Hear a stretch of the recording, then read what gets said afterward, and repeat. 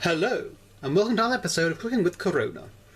Although, as you'll know, if you're watching up to this point, not to cooking with Corona, we are in fact cooking whilst we're in, well, at the moment, where I am, Tier 4. That is, of course, unless you're suffering from COVID-19, in which case I suppose we're cooking with Corona at both respects of the connotations that appear within that sentence. Now, we've tried cola chicken before, today we're going to be trying some cola gammon, since it's Christmas time.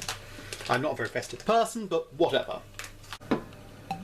2 litres of cola to go in with the gammon.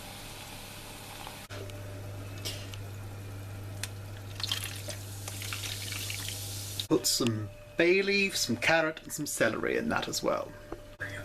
Here is the carrot and celery with it then. There's a bay leaf that I've put in. And here is a nice little splint of cinnamon. Maybe a couple of cloves. And then I'll leave it to simmer. I'm going to turn this over now that it's half done.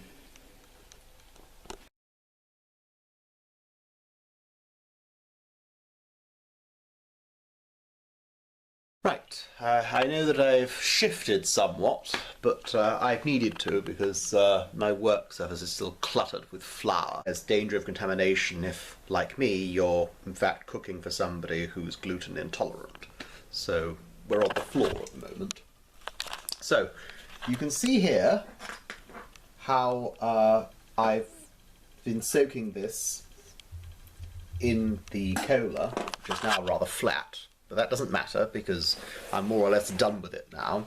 I came back to it and found, by the way, a lovely layer of white fat that might be good for various, well, for lard if you want to make your own lard. But now you need to cut away this fat on the top. So I'm going to do that now as best I can. And you see, once it's been cut in this way, it's rather easy to just peel off. So the skin is off. I'm going to try to make some lovely crackling out of that.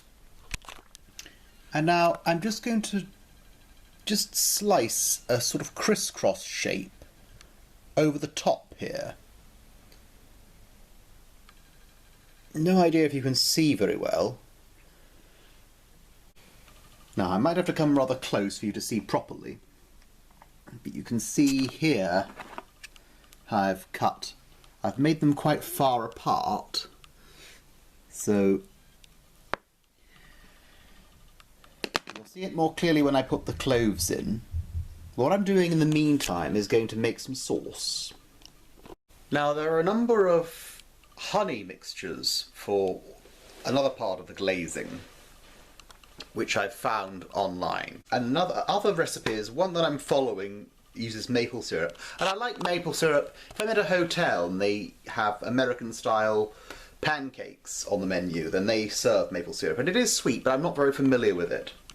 So I'm going to use honey, or I was going to use honey exclusively, but then I found in the butcher shop, because butcher shops sell jars of honey where I am now because of glaze, I guess, this most marvellous date syrup also served there for the same reason, I presume. It reminded me of the fig syrup that I used in a previous recipe. So I'm actually going to do half and half. I've got 2 jugs here, and into them I'm going to make a mixture. Choice of putting some herbs in there, or spices if you so wish. You also have the choice of putting cloves in there. If you're using maple syrup, mix that in. If you're using honey, mix in honey. If you're using date syrup, do that.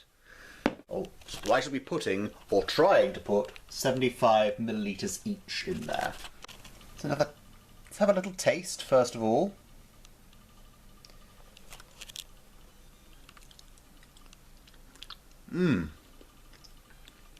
Oh, yeah, I was right to use it. Very well. You can see how I've made the honey mixture there with the red wine vinegar.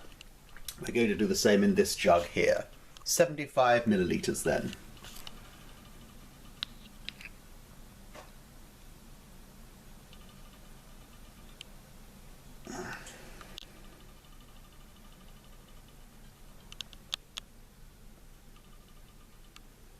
Now, I'm going to put, as I say, half of the honey mixture on one side and half of the date mixture on the other. Usually I'd use a pastry brush of the sort that you use to gloss egg yolk onto pastry, or even gravy on a turkey, but the pastry brush that I had is still, well, it could still be contaminated with gluten from where I made those mince pies. So I'm just going to use this spoon as it is and brush it on as best I can. Here's a roasting tin. It's a cake tin really, but it'll do as a roasting tin. And as I say, half date, half honey. I've already put about half of that date juice on there. Here I'm doing it with the honey in the same way. You can already see more clearly the crisscross shape that I made. And you'll see why I made it, or what I'm going to take advantage of once it's fully done. To stop it from drying, this is the last I'm going to use of the cola glaze in order to moisten it a bit. Usually I'd use water, but it'll do for my purposes. What I actually did was pour a little more cola into the bottom there. Okay, cloves next. See how I'm putting the cloves in at the point of the diamonds. Into the oven then for about 15 minutes. Well, the skin that I took off, you can either discard or make into crackling. I'm just going to salt it, first of all. Rub it in very well. Season it with this lovely pepper and turmeric mixture. Then we put that in with the joint itself. Time it for about 15 minutes, like I said. Now for the potatoes, while they're in the oven, they're peeled, or they're mostly peeled. I'm going to cook them heat them over the stove for a further 2 minutes. To mash them and add a little milk, butter and horseradish. 2 tablespoons of horseradish.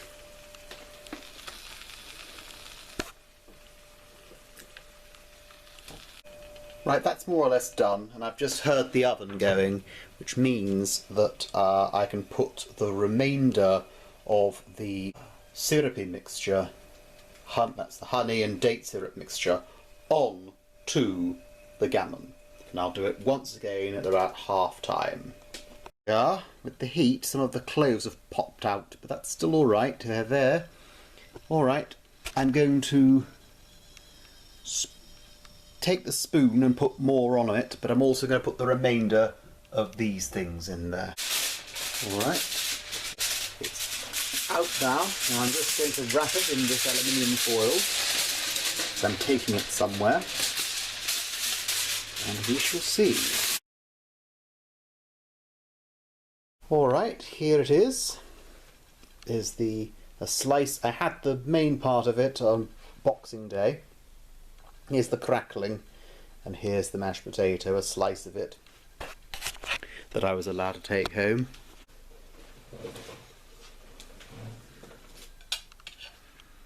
Mashed potato. Nice. Gammon. Lovely.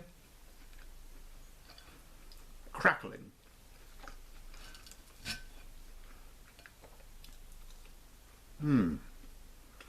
Nice and crispy. Right.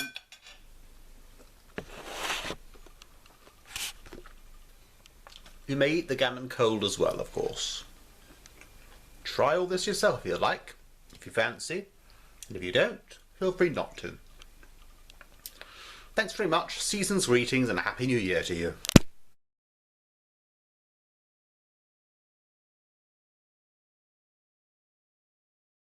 And as a little bonus, you can see that I've glazed the pheasant in, well, cola, but I've also painted half date syrup and half honey on it in a similar way. The stuffing was of a similar kind that I used for the cola chicken, though I used dates instead of raisins or sultanas in there, and breadcrumbs instead of chestnuts. You don't, of course, if you're using pheasant, you don't boil it first, you just keep it inside the your glazing of choice, which in this case, as I said, is cola. Stuffing first.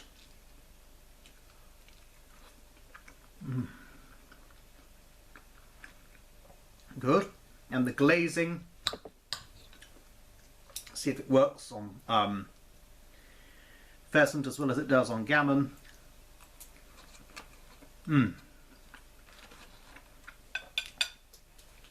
Delicious.